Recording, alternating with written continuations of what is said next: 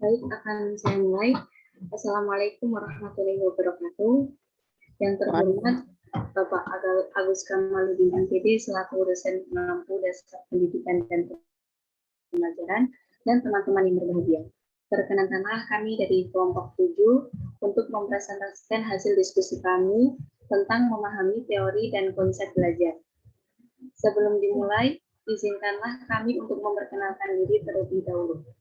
Saya Ilmana Syatulisa selaku moderator dan teman-teman saya Aprilia Fitri Komalasari, Bagandaria Raula Saputri, Yentan Kurnia Romadoni, dan Devi Tri Pratiwi. Langsung saja masuk ke pembahasan pertama yang akan disampaikan oleh Mbak Aprilia. Waktu dan layar dipersilahkan. Terima kasih atas waktunya. Yang pertama, indikator. 1. Mahasiswa dapat menjelaskan konsep dasar pembelajaran. 2. Mahasiswa dapat menjelaskan hakikat belajar. 3. Mahasiswa dapat menjelaskan prinsip-prinsip pembelajaran. 4. Mahasiswa dapat menjelaskan landasan konsep belajar, filsafat, psikologis, sosiologis, dan komunikasi. 5. Mahasiswa dapat menjelaskan perkembangan konsep dasar pembelajaran.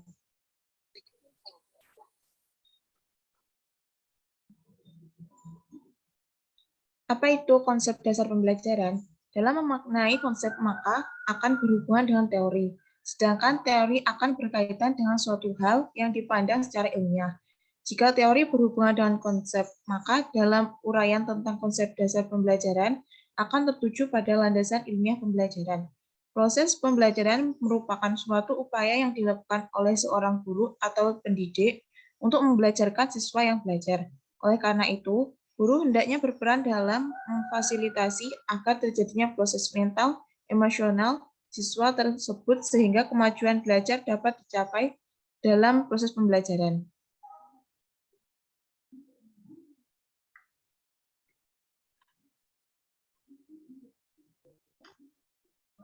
Pengertian pembelajaran.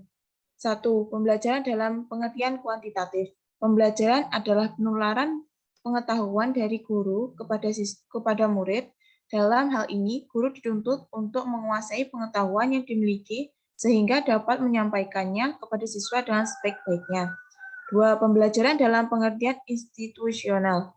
Pembelajaran adalah penataan segala kemampuan mengajar sehingga dapat berjalan efisien. Dalam pengertian ini, guru dituntut untuk selalu siap mengadaptasikan berbagai teknik mengajar untuk bermacam-macam siswa yang memiliki berbagai perbedaan individual. 3. Pembelajaran dalam pengertian kualitatif. Pembelajaran adalah upaya guru untuk memudahkan kegiatan belajar siswa. Dalam pengertian ini, peran guru dalam pembelajaran tidak sekedar menjajalkan pengetahuan kepada siswa, tetapi juga melibatkan siswa dalam aktivitas belajar yang efektif dan efisien. Hakikat belajar. Belajar merupakan kegiatan untuk memperoleh ilmu pengetahuan. Belajar juga merupakan sesuatu yang dilakukan untuk menguasai hal tertentu.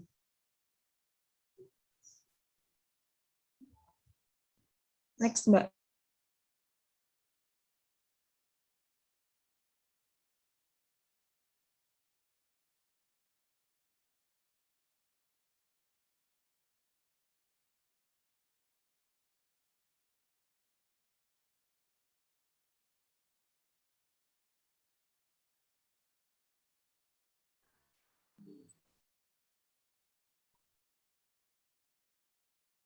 Menurut pendapat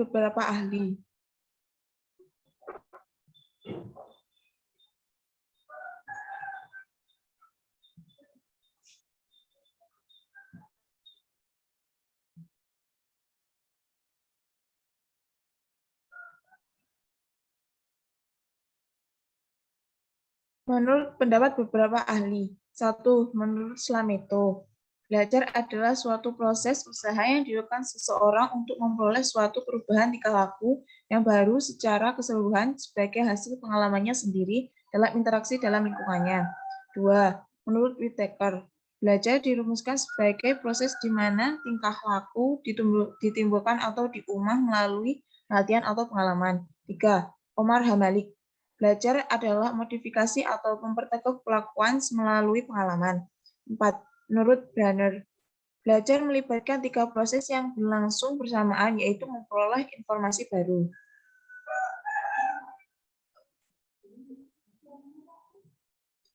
Dengan demikian, dapat disimpulkan belajar adalah proses mendapat informasi dengan adanya perubahan tingkah laku pada individu yang belajar. Jadi dapat dikatakan bahwa belajar itu sebagai rangkaian kegiatan jiwa raga yang menuju perkembangan pribadi manusia. Untuk materi selanjutnya akan dijelaskan oleh teman saya, Legendaria.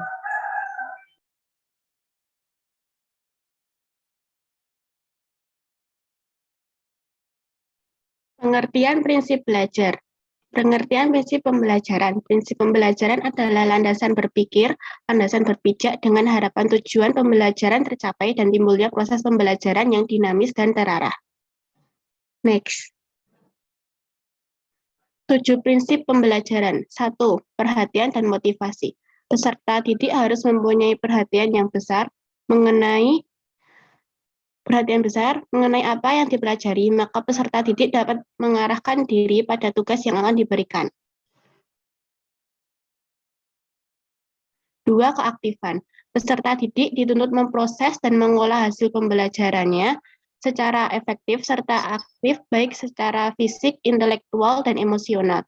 Sedangkan pengajar diharapkan dapat memberikan kesempatan kepada siswa untuk melakukan eksperimen sendiri. 3. Keterlibatan langsung. Edgedale dalam Omar Hamalik mengemukakan bahwa belajar yang paling baik adalah belajar melalui pengalaman langsung. Dengan demikian, keterlibatan langsung sangat penting. 4. Pengulangan. Pengulangan dalam kaitannya dengan pembelajaran adalah suatu tindakan atau perbuatan berupa latihan berulang kali yang dilakukan peserta didik yang bertujuan untuk memantapkan hasil pembelajarannya. 5. Tantangan. Tantangan dalam kegiatan pembelajaran dapat diwujudkan melalui bentuk kegiatan, bahan, dan alat pembelajaran yang dipilih untuk kegiatan tersebut. 6. Balikan dan penguatan. Prinsip pembelajaran dengan balikan dan penguatan ditekankan oleh teori operant conditioning, yaitu law of effect, bahwa peserta didik akan belajar bersemangat apabila mengetahui dan mendapatkan hasil yang baik. 7. Perbedaan individual. Pada dasarnya, tiap individual merupakan satu kesatuan yang berbeda antara satu dengan yang lainnya. Landasan kurikulum. Kurikulum sebagai rancangan pendidikan mempunyai kedudukan yang sangat strategis dalam seluruh aspek kegiatan pendidikan. Mengingat pentingnya peranan kurikulum di dalam pendidikan dan dalam perkembangan kehidupan manusia, maka dalam penyusunan kurikulum tidak bisa dilakukan tanpa menggunakan landasan yang kokoh dan kuat.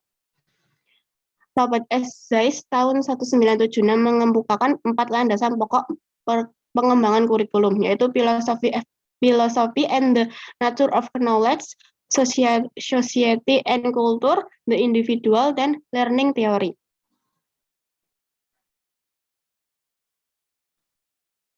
Landasan filosofis dalam pengembangan kurikulum. Menurut M.J. Langeveld, pendidikan atau mendidik adalah suatu upaya orang dewasa yang dilakukan secara sengaja untuk membantu anak atau orang yang belum dewasa dalam suatu lingkungan. Secara harfiah, filsafat berarti cinta akan kebijakan, love of wisdom. Untuk mengerti dan berbuat secara bijak, ia harus memiliki pengetahuan dan pengetahuan yang diperoleh melalui proses berpikir, yaitu berpikir secara mendalam, logis, dan sistematis. Dalam pengertian umum, filsafat adalah cara berpikir secara radikal, menyeluruh, dan mendalam, atau cara berpikir yang mengupas sesuatu sedalam-dalamnya. Adapun yang dimaksud dengan landasan filosofis dalam pengembangan kurikulum ialah asumsi-asumsi atau rumusan yang didapatkan dari hasil berpikir secara mendalam, analitis, logis, dan sistematis, atau filosofis. Dalam merencanakan, melaksanakan, membina, dan mengembangkan kurikulum, penggunaan filsafat tersebut baik dalam pengembangan kurikulum dalam bentuk program atau tertulis, maupun kurikulum dalam bentuk pelaksanaan atau operasional di sekolah. Klasifikasi filsafat pendidikan. Filsafat berupaya mengkaji berbagai permasalahan yang dihadapi manusia, termasuk masalah pendidikan. Pendidikan sebagai ilmu terapan tentu saja memerlukan ilmu-ilmu lain sebagai penunjang. Di antaranya adalah filsafat. Filsafat pendidikan pada dasarnya adalah penerapan dan pemikiran-pemikiran filosofis untuk memecahkan masalah-masalah pendidikan. Menurut Reja Mutjaharjo tahun 1989, terdapat 3 sistem pemikiran filsafat yang sangat besar. Pengaruhnya dalam pemikiran pendidikan pada umumnya dan pendidikan di Indonesia pada khususnya, yaitu filsafat idealisme, realisme, dan filsafat pragmatisme. Untuk selanjutnya akan dibacakan oleh Saudari Intan.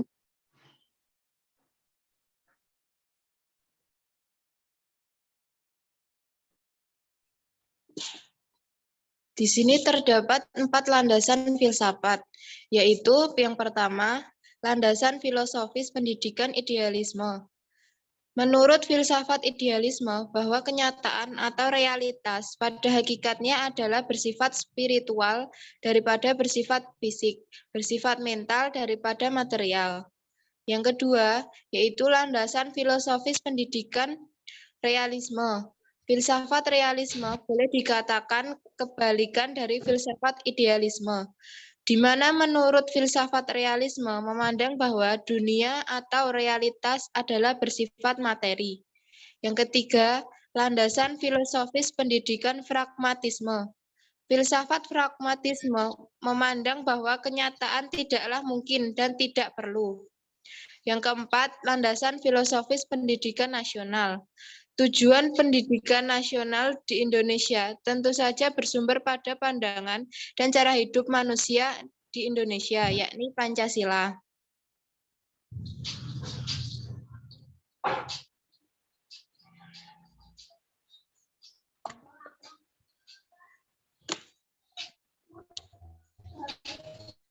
Landasan psikologis dan perkembangan kurikulum.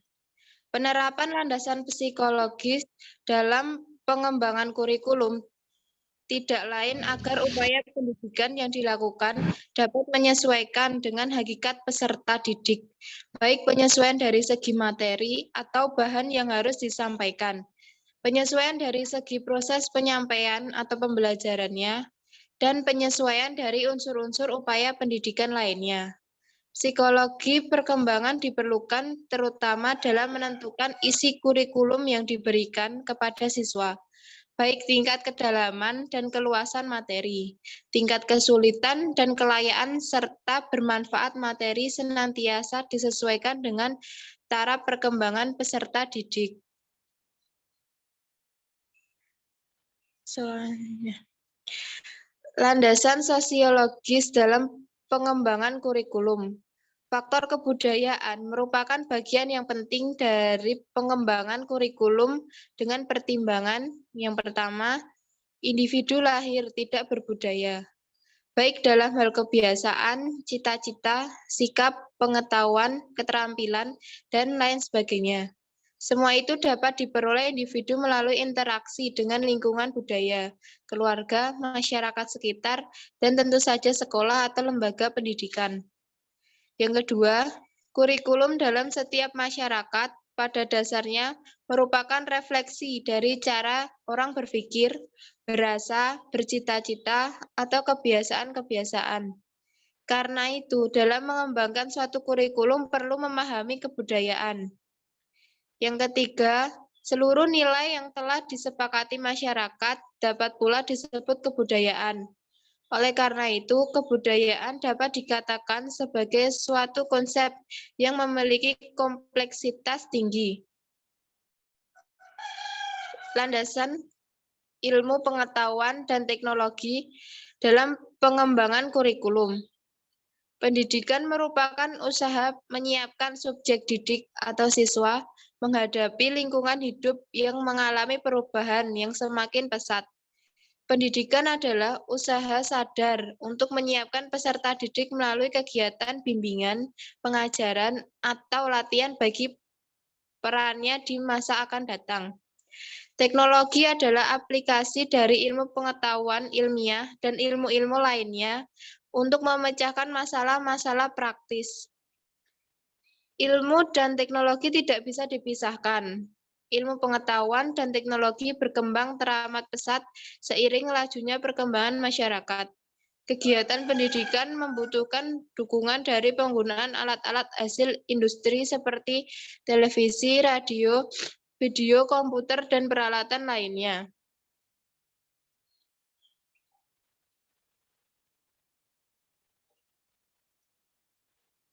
Perkembangan konsep dasar pembelajaran.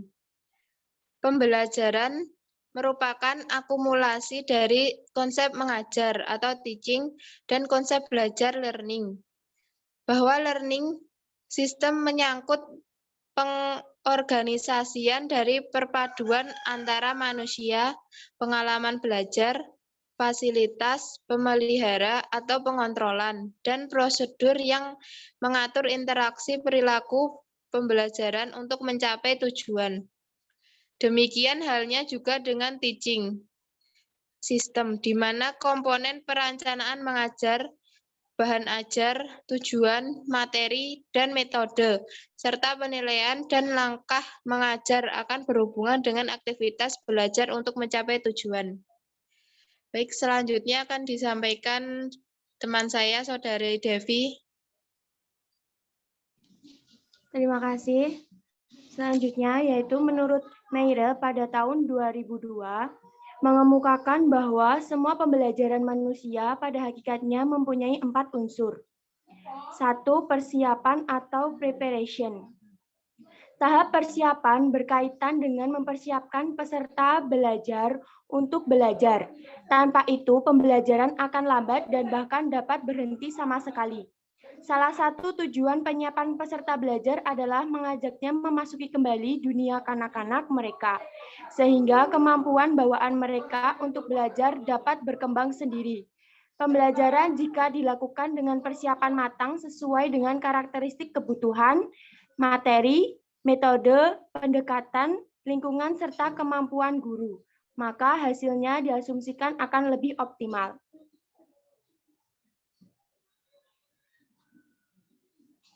2. Penyampaian atau presentation. Tahap penyampaian dalam siklus pembelajaran dimaksudkan untuk mempertemukan peserta belajar dengan materi belajar yang mengawali proses belajar secara positif dan menarik. Tahap penyampaian dapat dilakukan dengan kegiatan presentasi di kelas. Belajar adalah menciptakan pengetahuan, bukan menelan informasi. Maka presentasi dilakukan semata-mata untuk mengawali proses belajar dan bukan untuk dijadikan fokus utama.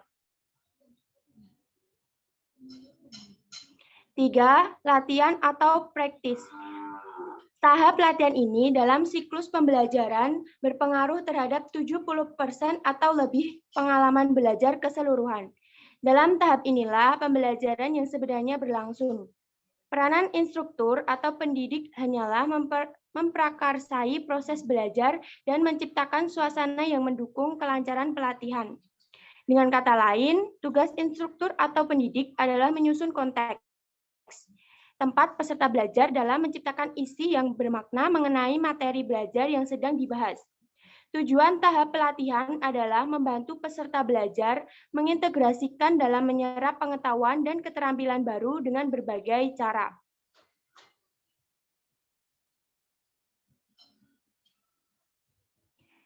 4. Penampilan hasil atau performance. Proses belajar seringkali mengabaikan tahap ini. Padahal tahapan ini sangatlah penting karena disadari bahwa penampilan hasil merupakan satu kesatuan dengan keseluruhan proses belajar. Tujuan tahap penampilan hasil ini adalah untuk memastikan bahwa pembelajaran tetap melekat dan berhasil diterapkan, membantu peserta belajar menerapkan dan memperluas pengetahuan atau keterampilan baru mereka pada pekerjaan sehingga hasil belajar akan melekat dan menampilkan hasil akan terus meningkat seperti penerapan di dunia maya dalam tempo segera, menciptakan dan pelaksanaan rencana aksi, dan aktivitas penguatan penerapan. Sekian presentasi dari kelompok 7, waktu akan saya kembalikan kepada moderator.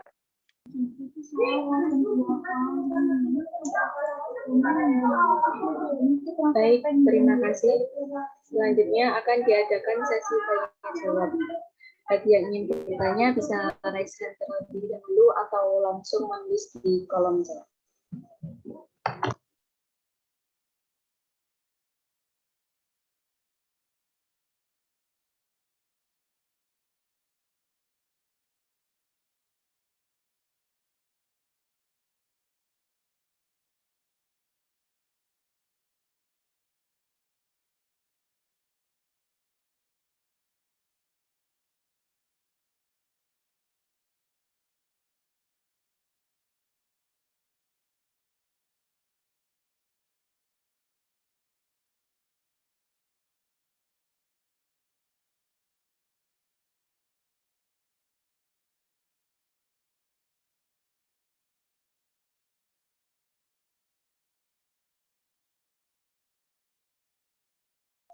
Baik, Mbak Elsa Suryani, silahkan mengaktifkan mikrofon dan mengajukan pertanyaan. Assalamualaikum warahmatullahi wabarakatuh. Izin bertanya, kan menurut pendapat Slameto, belajar adalah suatu proses usaha yang dilakukan seseorang untuk memperoleh suatu perubahan tingkah laku. Nah, dalam perubahan tingkah laku itu tentu saja pertanyaannya bagaimana perilaku beberapa oknum guru yang sama sekali tidak bisa dianggap sebagai contoh bagi siswa dan bagaimana cara untuk menangani hal yang terima kasih.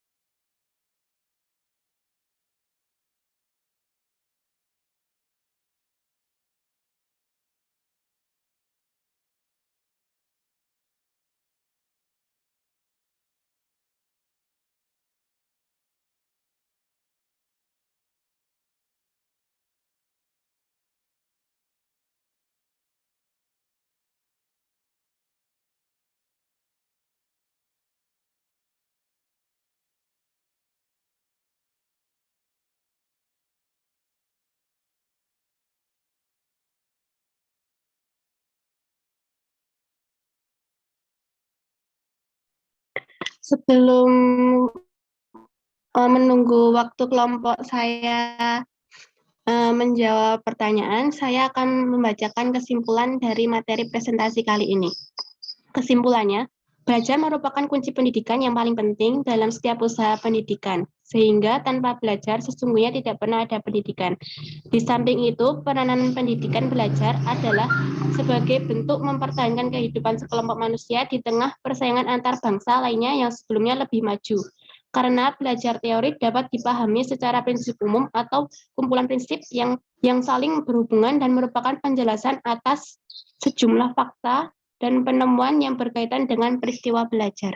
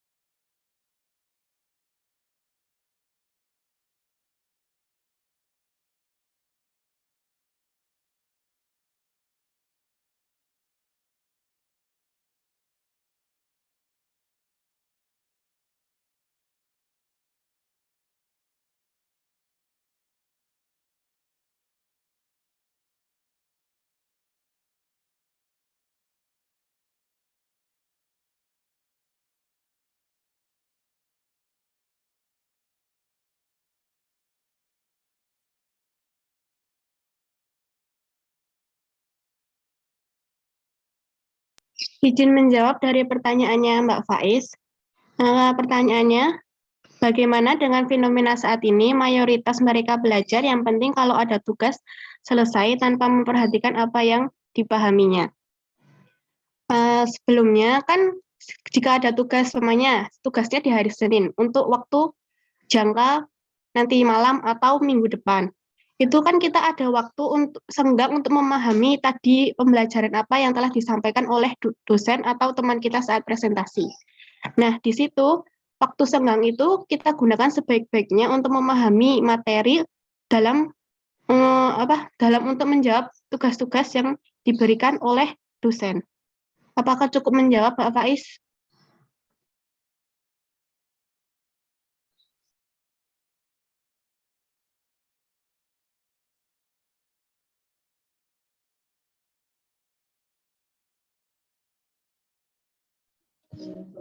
Iya, mohon maaf ya teman-teman, izin off cam karena sedang tidak enak badan. Terima kasih Mbak Ria atas jawabannya itu. Cuman kan kalau kita lihat fenomena sekarang itu kan kayak semua siswa ataupun mahasiswa itu kayak lebih kayak nggak paham apa itu hakikatnya belajar gitu loh. Jadi kayak ya udahlah yang penting aku ngumpulin tugas gitu. Kayak misalkan kita dapat materi kuliah pun kayak ya udah yang penting kita mengikut gitu loh. Nah, terus bagaimana cara kita kayak memberikan pemahaman kepada siswa atau mahasiswa kalau hakikatnya belajar itu ya ilmu gitu loh. Terima kasih.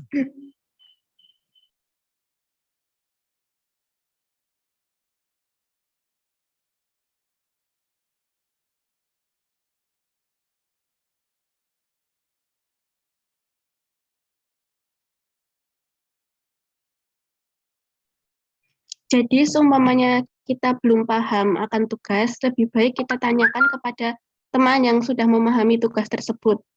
Kan semisal dalam suatu kelas tidak mungkin semua anak tuh dalam pemikirannya sama, mereka nggak paham akan materi tersebut. Mungkin ada beberapa anak yang telah memahaminya. Jika benar-benar baru tidak paham, bisa ditanyakan kepada dosen atau pendidik yang telah menyampaikan materi. Itu Mbak Faiz.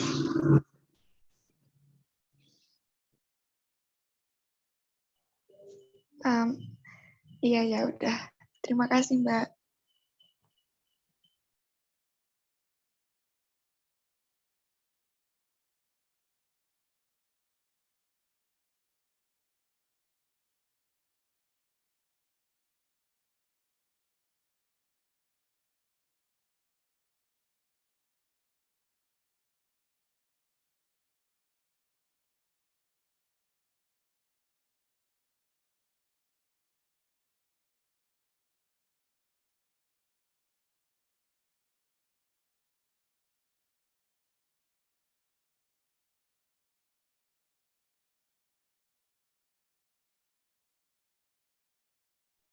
Maaf untuk pertanyaannya Mbak Elsa, boleh dikirim chat atau ditulis di kolom chat, soalnya tadi putus-putus.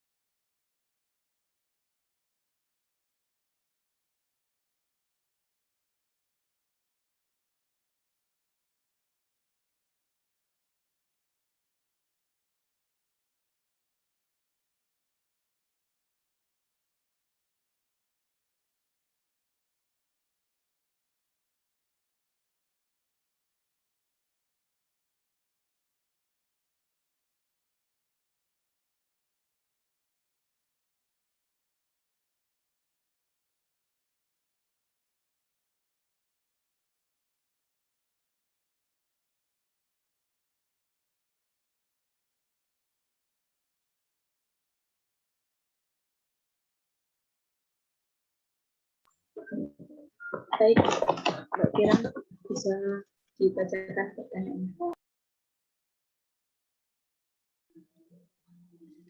Ya,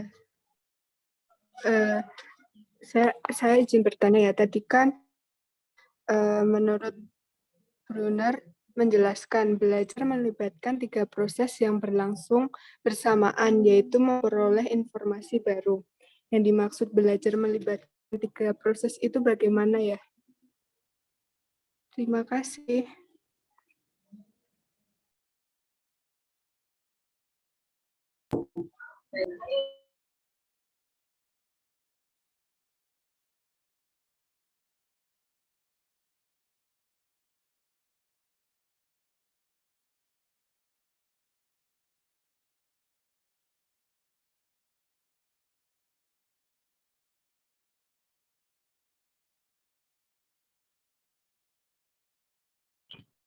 Saya izin menjawab pertanyaan dari Mbak Elsa.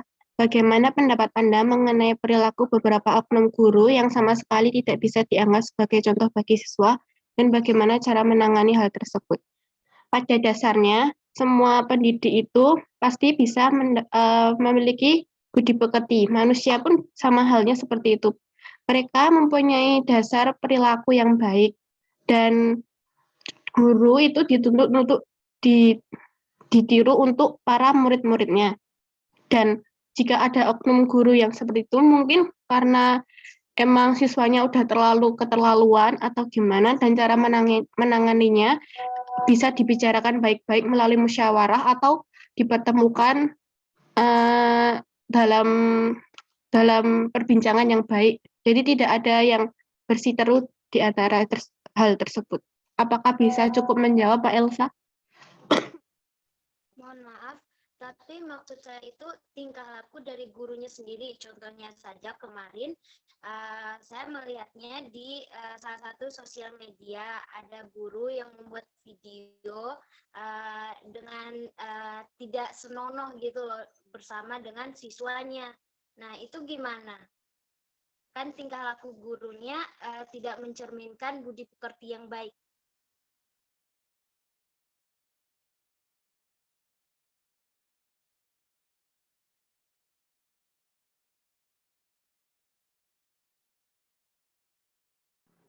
Mungkin ada yang bisa membantu menjawab pertanyaan dari Mbak Elsa.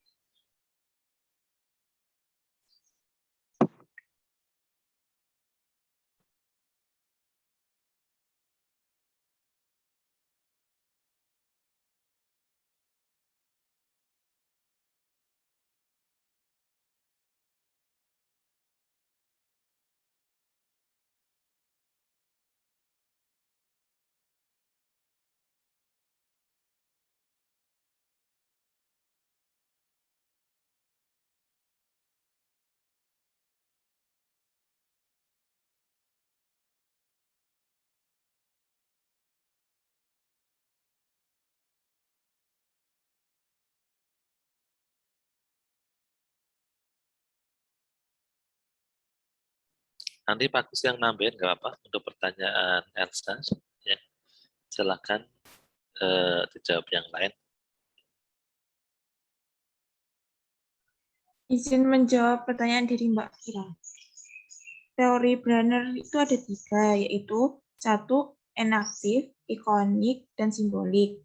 Tahap enaktif adalah tahapan belajar di mana siswa diberi kesempatan dalam memanipulasi objek konkret secara langsung. Tahap ikonik adalah tahap belajar di mana siswa memanipulasi objek konkret ke dalam bentuk gambar.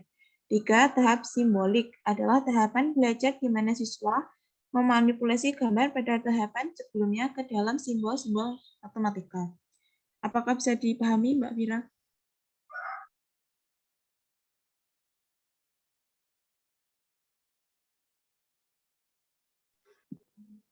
Ya, dikit-dikit bisa.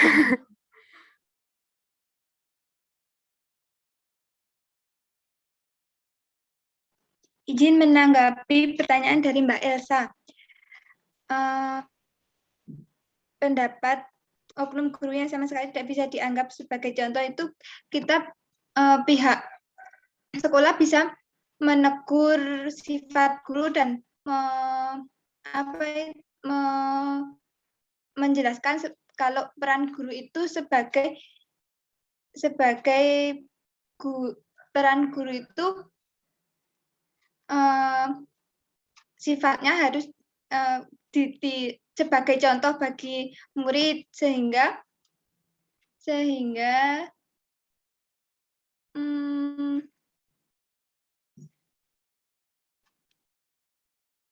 harus mempunyai sifat yang baik. Kalau tidak itu sesama guru bisa menegur atau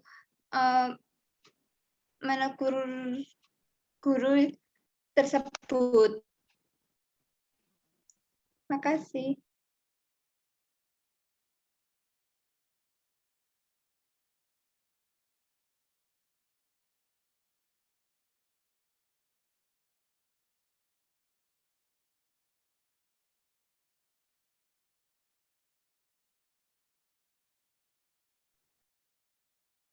Oke ya, udah bagus ya jawabannya nanti ya. Jadi bisa melalui guru kita sebagai teman mungkin ngasih saran ke guru tersebut ya. Jadi mungkin diawali dari itu ya. Jadi kalau ada guru yang mungkin tingkah lakunya di luar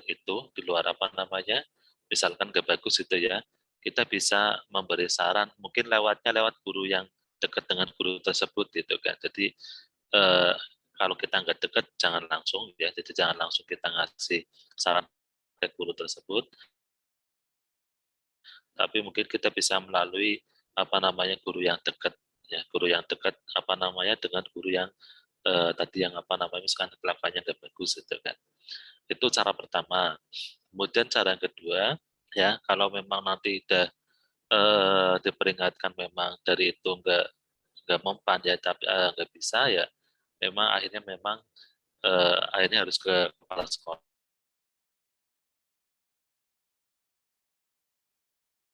sekolah. Jadi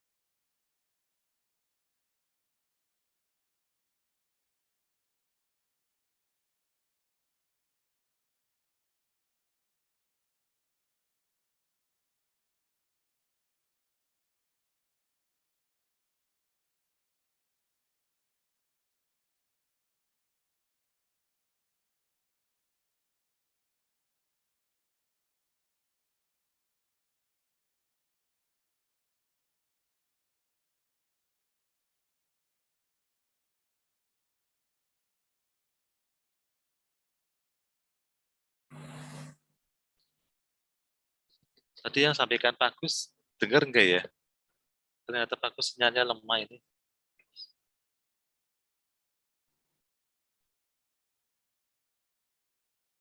Yang ditanya sampaikan Pak Gus tadi jawabannya Elsa, kalian dengar enggak? Dengar Pak, tapi kepotong-potong. Oh gitu ya. Jadi intinya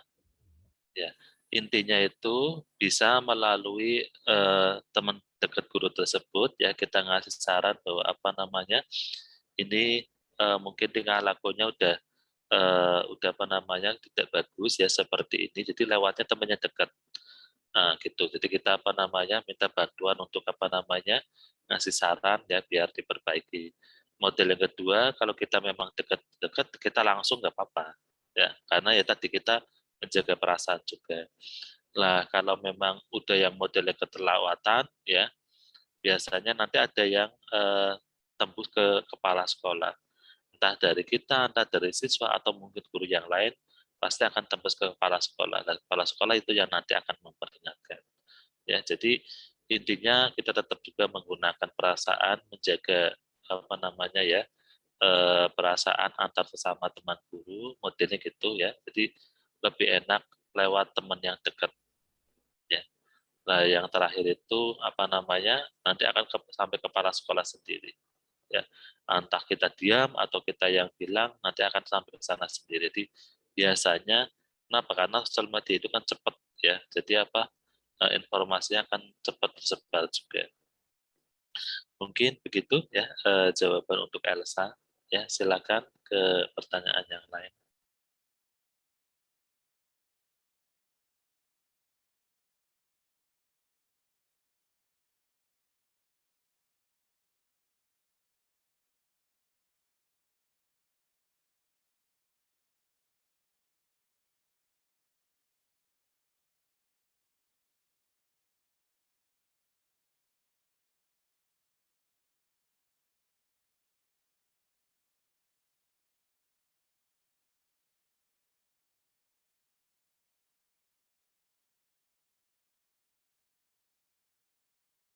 Izin menjawab pertanyaan dari Saudari Ifah.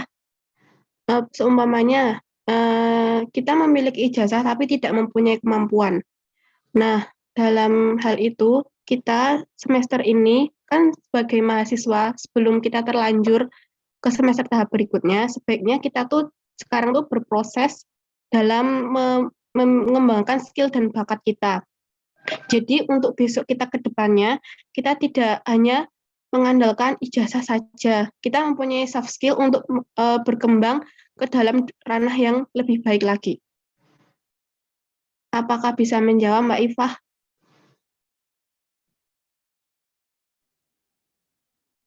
Baik, terima kasih atas jawabannya.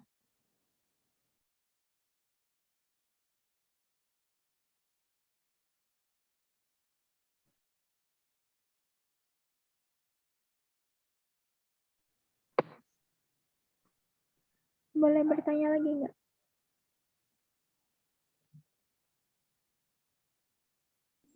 Boleh, silahkan Mbak Latifah Nisa. Bagaimana tanggapan Anda jika banyak sekali lulusan sarjana mendapat pengangguran? Apakah pendidikan di Indonesia sudah dikatakan baik-baik saja? Terima kasih.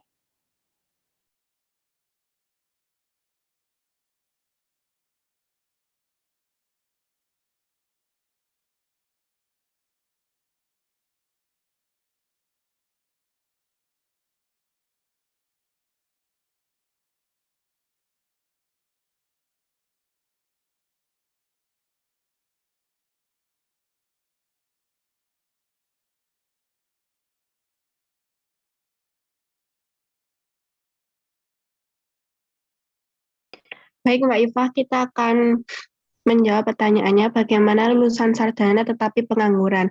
Nah, sebaiknya dalam membangun relasi terhadap teman atau orang luar itu penting. Contohnya saja dalam kuliah ini kita tidak dituntut untuk akademiknya saja, tetapi kita dituntut untuk ke ranah luar organisasi, membangun relasi dengan banyak orang. Nah, di situ kita bisa mengembangkan berkenalan dan siapa tahu kita di situ mendapatkan arahan yang lebih baik lagi. Menjawab Mbak Ifah.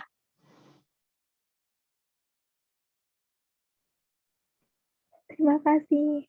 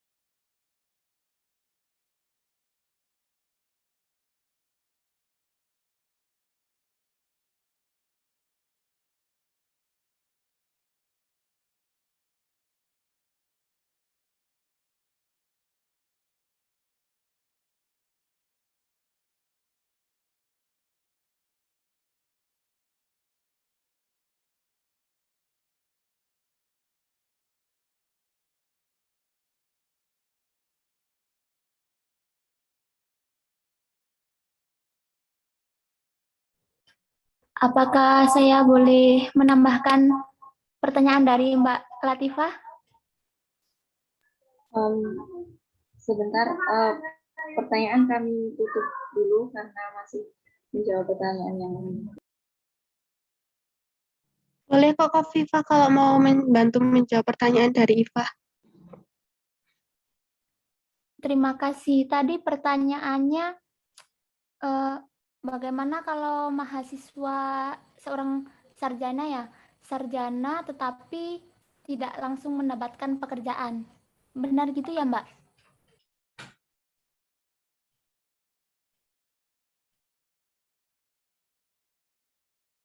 Ya, seperti itu pertanyaannya tadi. Ya, kalau untuk soal pekerjaan gini ya, kalau menurut pendapat saya itu sebuah rezeki. Jadi kita nggak bisa nentuin, nggak bisa apa, nggak bisa langsung gini ini rezeki kita gitu. Kalau belum rezeki kita ya belum memang belum diberi pekerjaan. Setidaknya kita itu menjadi mahasiswa itu sebisa mungkin untuk berusaha dan diiringi juga doa. Itu mungkin usaha kita.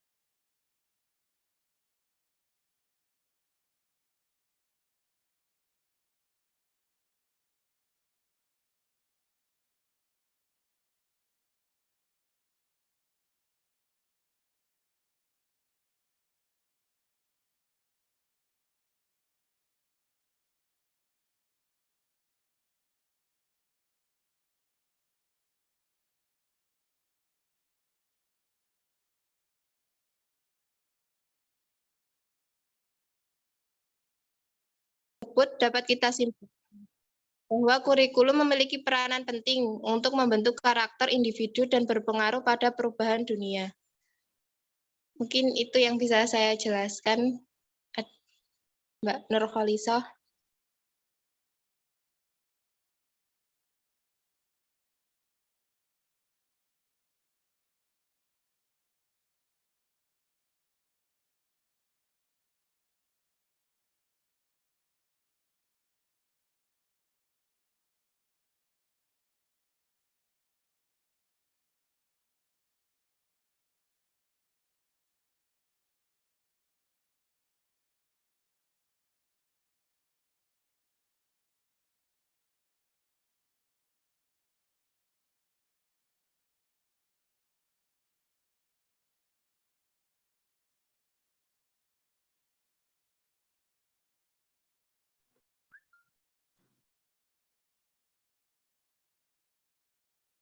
Izin menjawab dari pertanyaan Saudari Azizah. Sebagai motivator, guru mampu membangkitkan motivasi belajar siswa. Guru memberikan kemudahan belajar kepada seluruh siswa agar mereka dapat belajar dalam suasana yang menyenangkan, gembira, penuh semangat, tidak cemas, dan berani mengemukakan pendapat secara terbuka. Apakah bisa menjawab pertanyaan dari Saudari Azizah?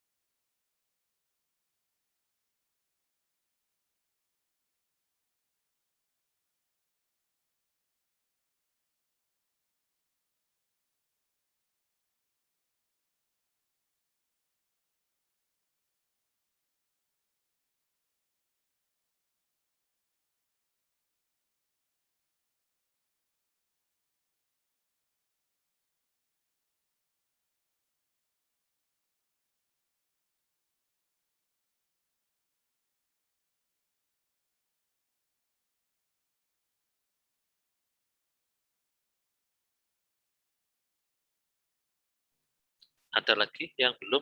Apa udah semua? Tempatnya Yuliana Umi belum, Pak. Oke, Soalnya yang jawab tadi keluar Zoom, sinyalnya kurang bagus. oke. Sudah masuk belum? Sudah masuk lagi belum?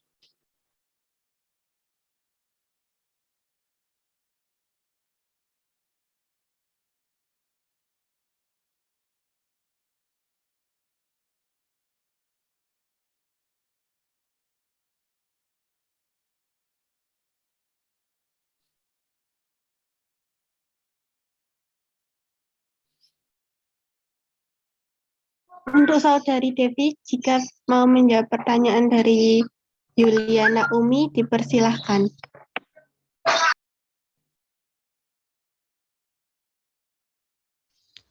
Baik, saya akan menjawab pertanyaan dari saudari Umi. Maaf kalau saya off cam karena terkendala oleh sinyal. Jadi, seperti penerapan di dunia maya dalam tempo segera, penciptaan dan pelaksanaan rencana aksi dan aktivitas penguatan penerapan. Tujuan utama para pendidik adalah membantu si peserta didik tersebut untuk mengembangkan dirinya, yaitu membantu masing-masing individu untuk mengenal diri mereka sendiri sebagai manusia yang unik dan membantu dalam mewujudkan potensi-potensi yang ada dalam diri mereka. Jadi, pada dasarnya teori belajar humanistik adalah suatu teori dalam pembelajaran yang mengedepankan bagaimana memanusiakan manusia serta peserta didik mampu mengembangkan potensi dirinya. Terima kasih.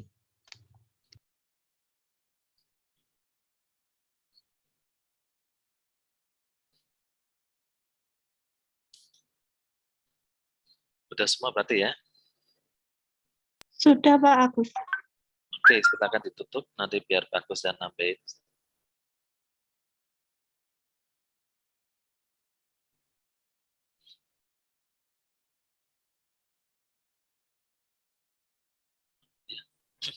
Moderatornya silakan ditutup aja untuk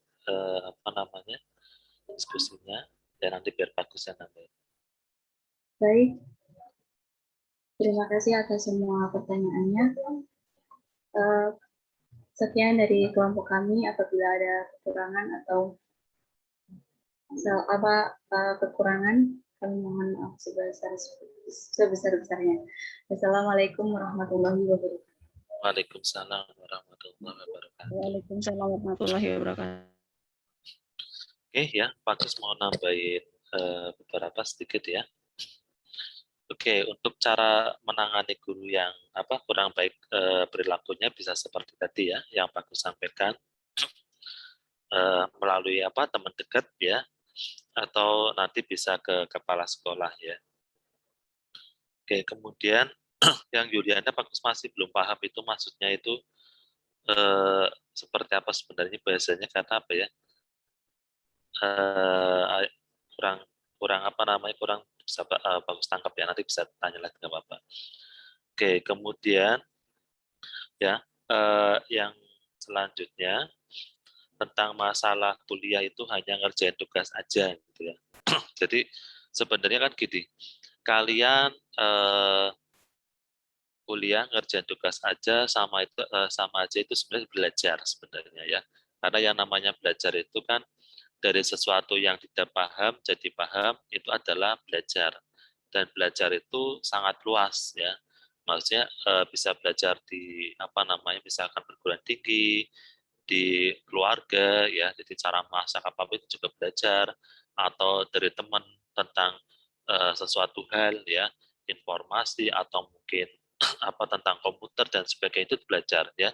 Jadi sebenarnya makna belajar itu luas ya, belajar itu tempatnya luas, dan intinya ada informasi baru yang kita awalnya nggak tahu jadi tahu, itu namanya belajar. Nah, cuman ya, jadi memang ini pilihan ya, dan ini memang terjadi pada mahasiswa zaman sekarang ya. Kalau mahasiswa zaman dulu ya, jadi mungkin guru-guru kalian ya yang di SMA yang udah sepuh-sepuh mungkin ya. Jadi pada zaman dulu itu kan internet susah ya. karena internet susah, ya, jadi mereka belajarnya dengan membaca buku langsung, ya, dipinjam di perpus. Karena mereka baca buku itu pun biasanya nggak bagian-bagian, tapi secara umum akan membacanya semuanya. Semua buku itu akan satu buku itu akan dibaca semua. Secara umum kayak gitu. Lah, makanya apa perbedaan nanti guru sekarang sama guru dulu ya? Kalau guru dulu dibilang materinya kuat-kuat ya. Jadi konsepnya kuat. Kenapa konsepnya kuat? Karena bacanya baca buku dan banyak ya, dalam arti lembar halamannya banyak. Kalau mahasiswa sekarang itu kan nyarinya praktis aja ya, jadi cari di internet ya atau di YouTube, kemudian ditulis atau diketik ya, atau copy paste dari web ya. Akhirnya yang diperoleh beda. Jadi ilmunya ilmu instan gitu ya. Jadi nggak hanya ilmu Indomie aja, tapi ada juga ilmu instan. Jadi perolehnya cepat ya. Karena perolehnya cepat, juga lupanya itu cepat gitu ya. Jadi nanti ya gitu. Jadi apa yang didapat dengan segala sesuatu yang didapat dengan cepat ya, itu juga nanti akan hilangnya juga cepat, biasanya kayak gitu ya. Makanya ini pilihan kalian ya. Jadi memang kondisi seperti itu pilihan ya. Kalau untuk S1 yang kalian butuhkan memang gimana biar IPK-nya tinggi ya sebenarnya, kemudian memang rajin belajar, tapi tetap ikut organisasi atau belajar kerja yang lain juga boleh. Contohnya privat atau mungkin yang lain itu bisa. Ya kenapa? Karena memang ini hubungannya dengan pertanyaan selanjutnya ya. Kenapa banyak yang nganggur gitu ya? Jadi intinya apa yang kita lakukan itulah yang kita peroleh. Ya, jadi kalau kalian belajarnya hanya tugas, yang diperoleh hanya itu, nggak banyak.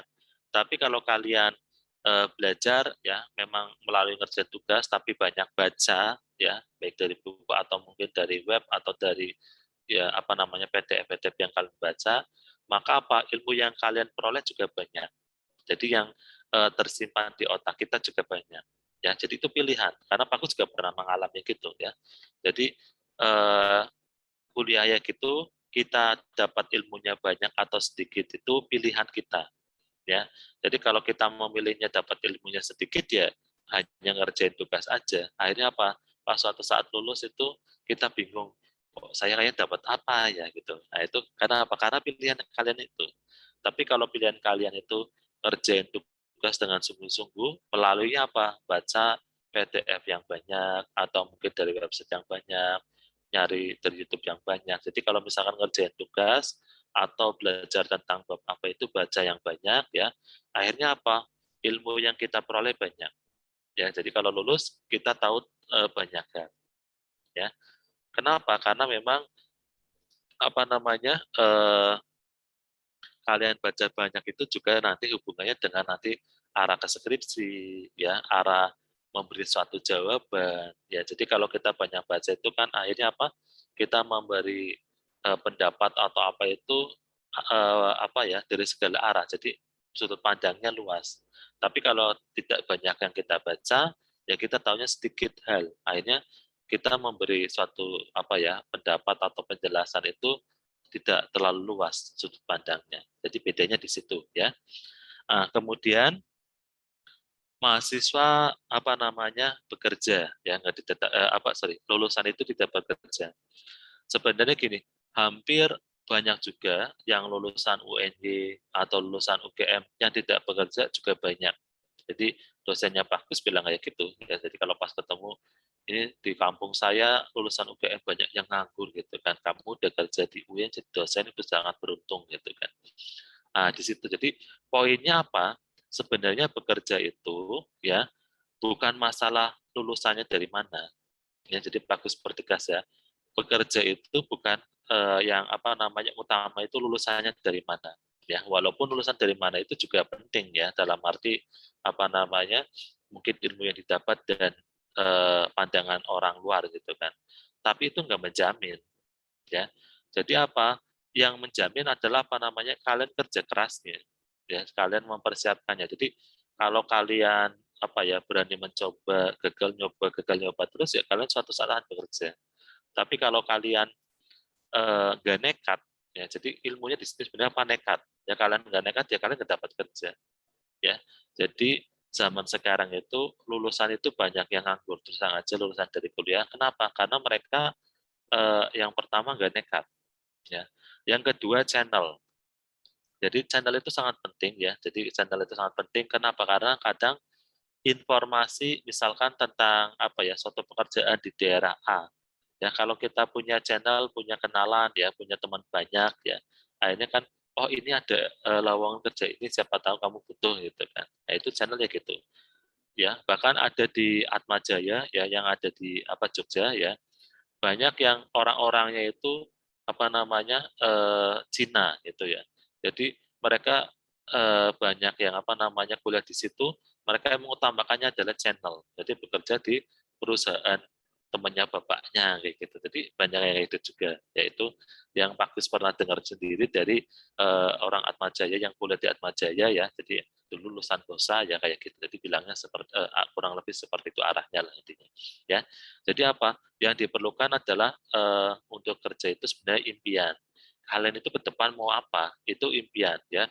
Jadi karena kita punya impian, akhirnya kita semangat. Mau belajar pun semangat. Ya, contoh kalian pengen jadi PNS atau pengen jadi dosen atau pengen jadi guru dan yang lain itu karena semangat ya. Nah, salah satu kerjaan yang mungkin kalian bisa lakukan sekarang ya. Jadi Pak Gus menawarkan ada beberapa. Pertama, menulis di koran. Kalau kalian tekunin, itu bisa jadi kerjaan sambilan. Yang kata Mas Wanto yang ya bisa gajinya itu lebih dari PNS, hanya nerbitin dua aja udah lebihin PNS. Jadi sangat menjanjikan koran. Kemudian privat ya. Guru kalian itu punya ladang rezeki melalui privat. Ya, jadi kalau kalian mau nekunin privat itu sangat menjanjikan, apalagi kalau di daerah kota-kota besar ya kayak Jogja, Surabaya, Jakarta itu sangat menjanjikan. Jadi sebulan mau 8 juta, 5 juta itu bisa, sangat bisa. Ya. Tapi ya memang privatnya itu kita harus menjual kualitas. Ya, jadi nanti semester 3 kita belajar kimia SMA, ya bagus punya bukunya, gimana kalian itu memahami buku itu, jadi suatu saat privatnya dengan kualitas yang kalian jual. Kemudian yang ketiga, salah satunya adalah konten kreator. Ya, sebenarnya Pak Gus pengen mendirikan bareng-bareng ya. Nanti kalau semoga semester depan sudah mulai offline ya atau dalam arti luring ya, kita bangun konten kreator.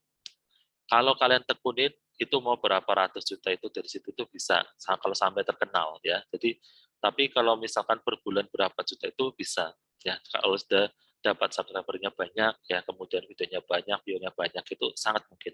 Kenapa? Ya, Pak Gus ini dulu terus terang aja fokusnya itu mencari ladang rezekinya itu dari membuat buku, kedua dari dari privat atau ngelesin.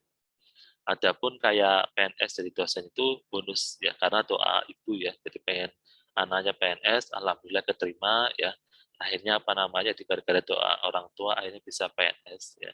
Jadi ya dibilang tadi memang rezeki, ada juga kerjaan yang rezeki, teman kalian tadi Bapak atau siapa yang bilang rezeki ada memang. Contohnya PNS. Jadi kerjaan itu ada juga hubungannya dengan takdir. Ya, tapi kita nggak tahu takdir, makanya kita harus mencoba. Ya, jadi kayak Pak Gus pengen PNS ya dosen ya nyoba. Ya, jadi coba terus. Kalau kita takdirnya di situ, pasti akan ke situ. Ya, jadi takdir itu hubungannya dengan kita berdoa ke Gusti Allah ya dalam arti biar bisa dikabulkan, semoga aja kita takdirnya di situ. Ya, jadi Pak Gus sebenarnya pengen ya di Peking ya kalian itu mendapatkan sesuatu yang beda kalau kalian kuliah di tempat yang lain. Salah satu tadi menulis di koran, ya, kemudian privat, kemudian yang ketiga adalah ini konten kreator yang pengen Pak Gus kembangkan. Jadi Pak Gus sampai membuat channel YouTube yang mempelajari seperti apa gitu ya. Nah ke depan pengennya kita membuat konten bareng-bareng ya, dalam arti kalian membuat konten channel sendiri-sendiri, tapi cara produksinya bareng-bareng ya, tapi di YouTube-nya masing-masing. Kalau kalian mulai sekarang ya membuat channelnya, itu lulus kalian sudah dapat penghasilan. Aku yakin insya Allah bisa mendapat penghasilan sendiri. Kenapa? Karena membuat konten kreator itu channel itu, konten kreator itu sebenarnya kayak penulis buku, tapi dunia maya dan akan berlangsung terus itu. Nah itu kalau kalian memang mau mau mendalami itu ya, semoga offline ya. Prodi siap mengeluarkan uang untuk apa yang diperlukan ya, dalam arti terutama ya membantu, misalkan kalian mau mata pelajaran ya beli pen tablet, Prodi siap meminjamkan untuk kalian, siap-siap aja ya. Jadi itu kerjaan yang salah satu menjanjikan banget ya. Makanya artis ya kayak mungkin Raffi Ahmad atau mungkin yang lain ya, Ricis dan sebagainya itu mungkin per bulannya bisa ratusan juta ya, itu hanya dari konten aja gitu kan. Makanya itu salah satu kerjaan yang menjanjikan ya, kalau kalian memang mau menekunin ya. Ada kampung YouTuber yang kemarin pernah lihat kan, atau ke kelas kalian atau yang lain lupa ya, kenapa? Karena itu memang menjanjikan, itu penulis dunia maya. Jadi kita kerjanya di rumah santai, tapi udah punya mobil, udah punya rumah, segalanya tercukupi ya. Jadi itu yang sangat menjanjikan, yang mungkin sebenarnya praktis pengen bareng-bareng yuk kita membuat itu ya. Kemudian kalian lulus sudah punya penghasilan, habis itu tinggal kalian tekunin sendiri channel itu. Itu salah satu yang terus terang aja bagus, ingin barang-barang dari prodi itu kembangkan dan kalian. Jadi kalian masuk PKIM itu juga beruntung ya. Akhirnya bisa membuat channel terkenal. Jadi suatu saat bisa jadi narasumber di PKIM juga. Nah itu yang menjanjikan ya. Aku sampai melihat beberapa review ya. Jadi kalau kalian membuat reviewnya mainan anak-anak, wah itu cepat. Ya, jadi misalkan mobil-mobilan, jenis mobilnya apa aja, kereta-keretaan, pesawat, itu sangat cepat. Ya, yang nonton banyak. Kenapa? Karena yang nonton anak kecil. Kalau anak kecil itu kan nggak mungkin di skip ya. Jadi diputer-puter terus. Jadi akhirnya memang untuk sampai dapat Google AdSense ya, sampai dapat dolar itu kan harus 1.000 subscriber sama 4.000 jam. Kalau yang anak-anak tadi sangat cepat sekali. Kemudian yang kedua yang laris banget itu film. Ya, jadi bagi kalian pemuja drakor ya. Jadi biasanya hasilnya pakai drakor ya. Drakornya dimanfaatin ya, dibuat film gitu ya, dibuat review film, itu juga sangat menjanjikan ya. Nah, itu beberapa contoh ya, itu sangat menjanjikan. Jadi kalau kalian dari yang keluarga biasa, dalam itu bagus, yakin itu sangat menjanjikan. Ya, ke depan juga ada alumni dari kita juga yang mendalami website. Jadi dia upload di website, bagus tanya gimana websitenya udah berkembang. Ya katanya alhamdulillah Pak bisa untuk membiayai adik-adiknya untuk sekolah gitu. Jadi itu yang nanti akan bagus tampilkan ke kalian ya, undang-undang seperti itu, bahwa sebenarnya luas ya kerjaan, tinggal kita itu mau menekunin yang mana ya. Nah, salah satunya konten kreator itu yang sangat menjanjikan. Oke, ya itu ya. Kemudian motivasi ya, memang motivasi kalau di sekolah itu ya memang beda-beda ya.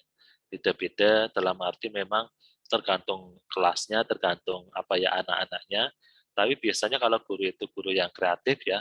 Jadi apalagi pembelajaran tadi dengan modelnya siswa mengalami, yaitu kalian desain pembelajarannya menjadi menyenangkan, tidak tegang ya.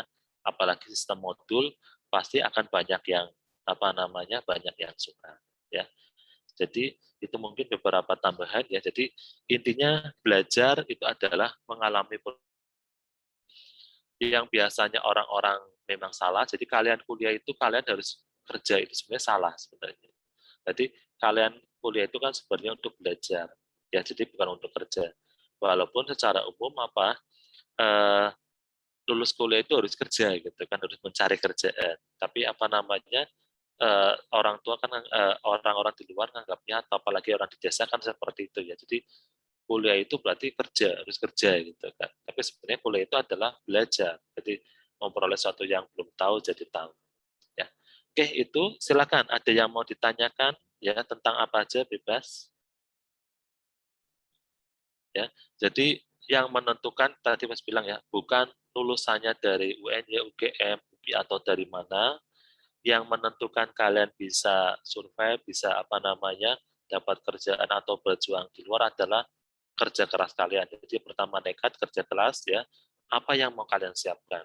Jadi kalau kalian misalnya nih, dari semester 3 atau berapa udah mulai privat, suatu saat kalian bisa mengajar di sekolah yang bagus ya, misalkan kayak Pertamina yang gajinya mungkin melebihi PNS ya, atau dari perusahaan-perusahaan yang bonafit, itu juga sangat mungkin. Jadi itu kembali lagi ke arah impian-impian kalian. Ya. Jadi kalau kalian memang mimpi pengen jadi guru, saya apa namanya materi juga bisa terpenuhi. Salah satunya dari ya gitu. Silakan, ada yang mau ditanyakan tentang suatu hal ya, silakan boleh.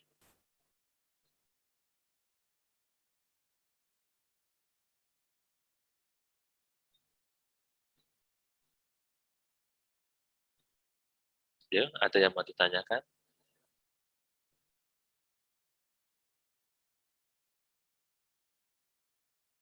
Tidak ada?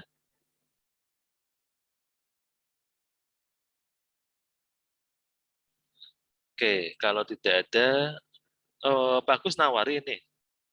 Apa namanya? Kalau presentasinya digabung jadi satu itu dari dua apa bab itu jadi satu itu kira-kira gimana menurut kalian?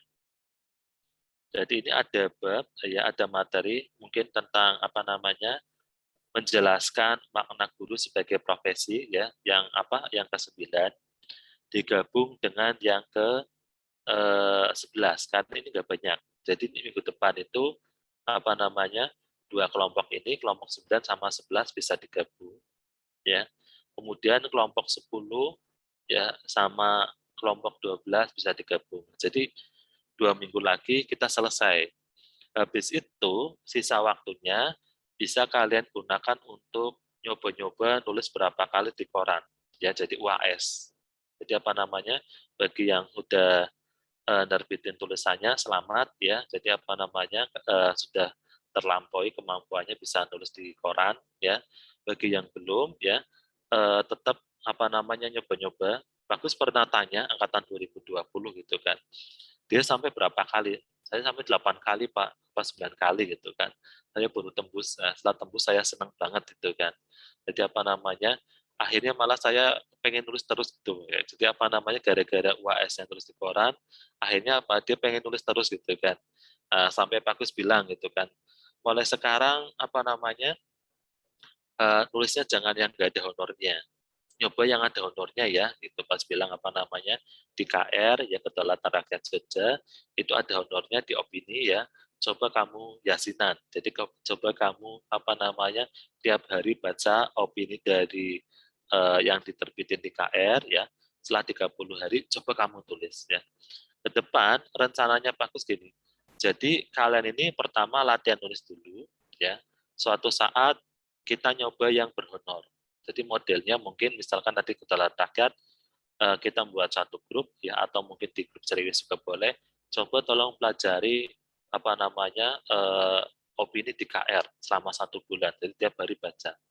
Habis itu ke depan rencananya bagus ya tahun depan itu kita ngundang dari KR yang di bagian apa ya penerimaan atau bagian itu untuk koreksi tulisan kita. Jadi ngasih ya semoga offline ya ngasih apa materi, setelah materi apa ya suruh ngoreksi tulisan kita kurangnya di mana. Nah kalau kalian ada yang tembus sampai yang berhonor ya gitu kan berarti apa yang prodi inginkan itu tercapai. Jadi kalian punya soft skill ya untuk mengembangkan ya. Ada yang dosen di UIN itu juga apa dulu lulusan apa ya dia nulis di koran gara-gara ya kayak gini UAS-nya nulis di koran siapa yang nulis di koran dapat A akhirnya sampai sekarang tulis terus ya bahkan sekarang jadi dosen di UIN ya dan jadi apa namanya pembicara atau narasumber di mana-mana gara-gara apa tulisan di korannya. Nah jadi kenapa kayak bagus planning kalian harus nulis di koran.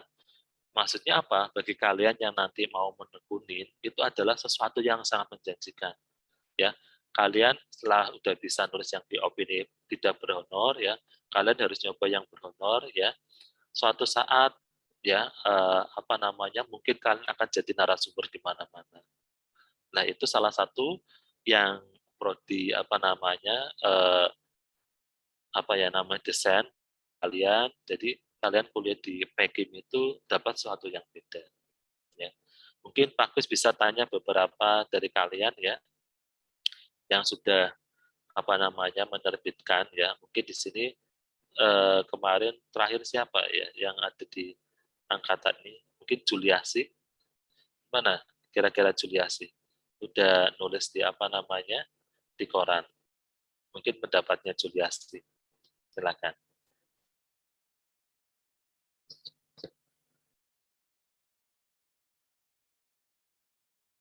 Silakan Juliasi. Gimana rasanya atau mungkin perjuangannya kemarin?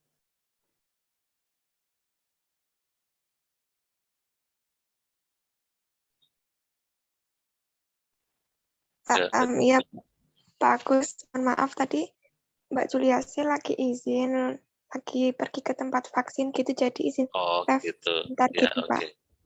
Oke, mungkin Legendaria, silakan. Legenda, gimana? Nulis berapa kali sampai bisa terbit? Silakan. Saya tuh udah nulis 3 kali kan, Pak. Saya kira tuh tempatnya saya tuh nggak layak, jadi saya ganti judul sampai 3 kali.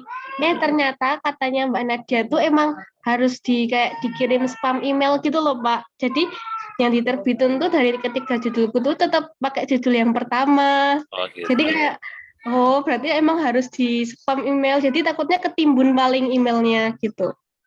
Gimana rasanya bisa nulis di koran? Rasanya seneng sih Pak, bisa kayak nunjukin kalau kemampuan bakat. Oh ternyata aku tuh punya bakat menulis gitu loh ya gitu. Nah, itu.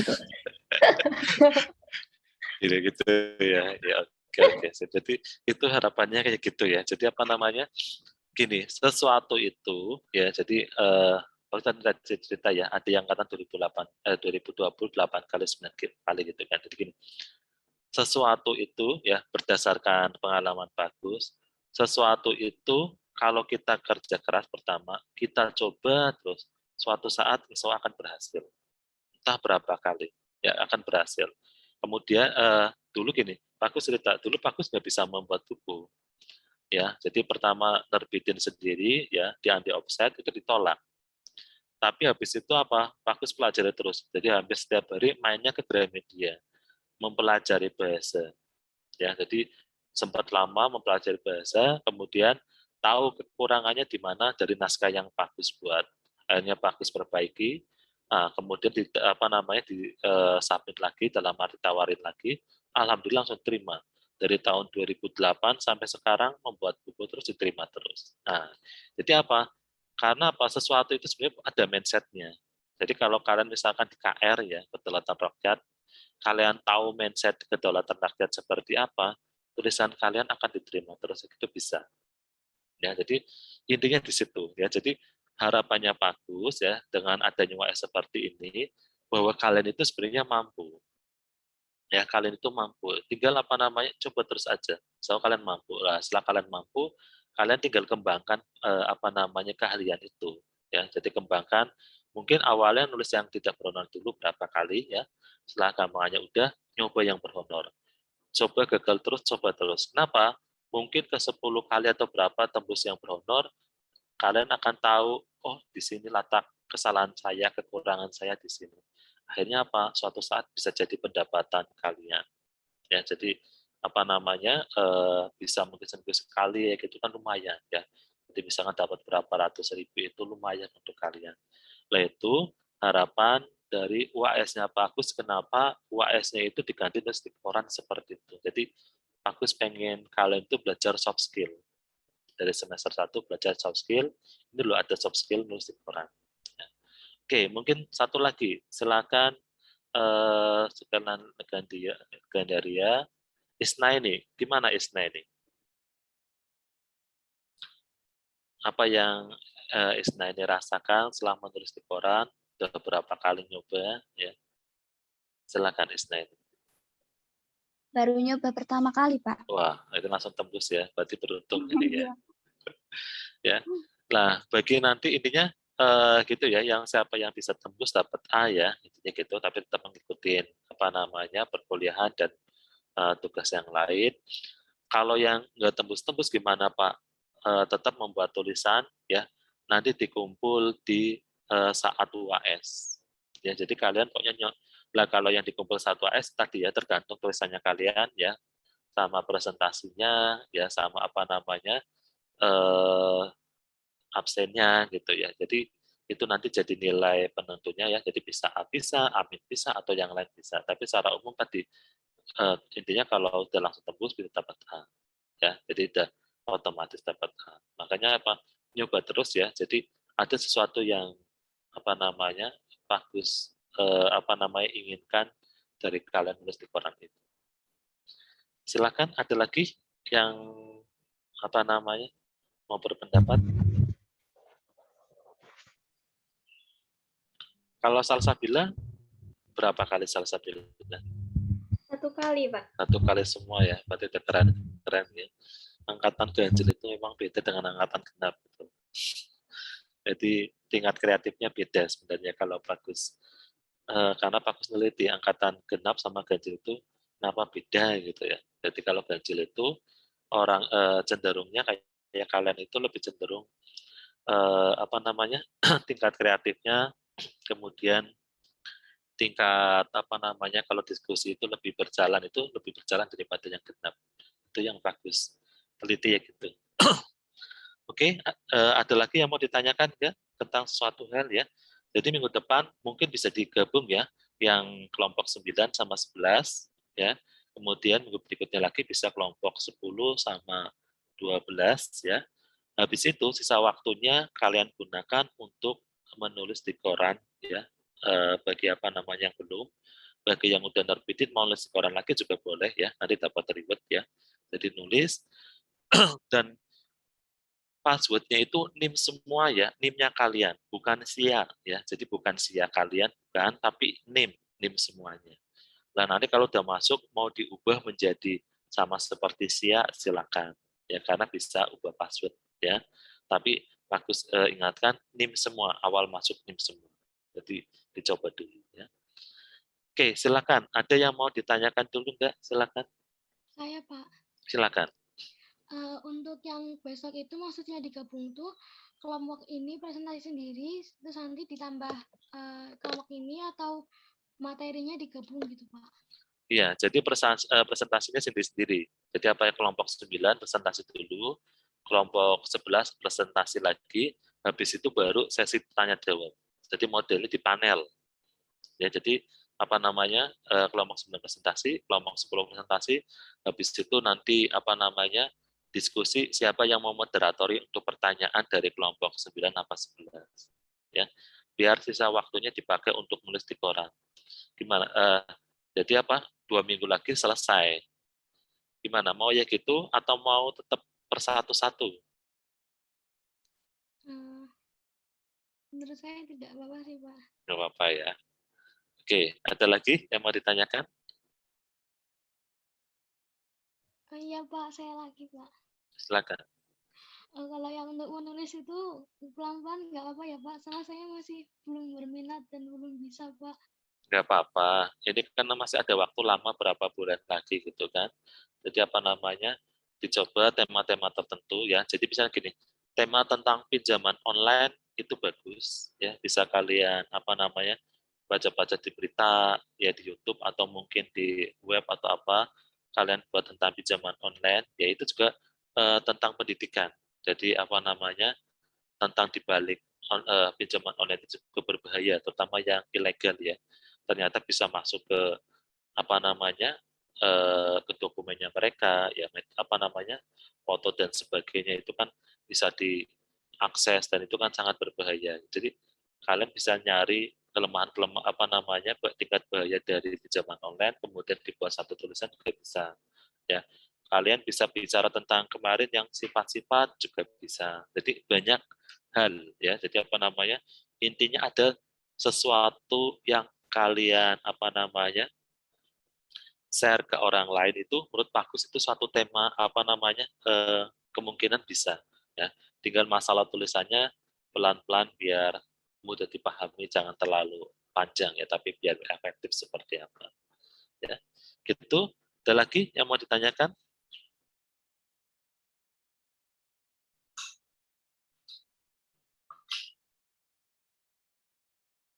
Nggak ada?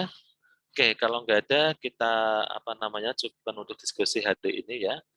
Pokoknya semangat ya. Intinya kalau Pak Gus sedang aja mengharapannya tadi kita membuat konten tadi itu. Nah, itu sangat menjanjikan ya. Jadi kayak penulis dunia maya itu sangat menjanjikan. Semoga bisa offline dan kita bisa bagi yang berminat ya mulai membuat bareng ya. Aku juga belajar juga ya. Oke ya, kita cukupkan untuk kuliah hari ini ya. Assalamualaikum warahmatullahi wabarakatuh. Waalaikumsalam warahmatullahi wabarakatuh. Terima kasih, Pak. Ya, terima kasih. Terima kasih, Bapak.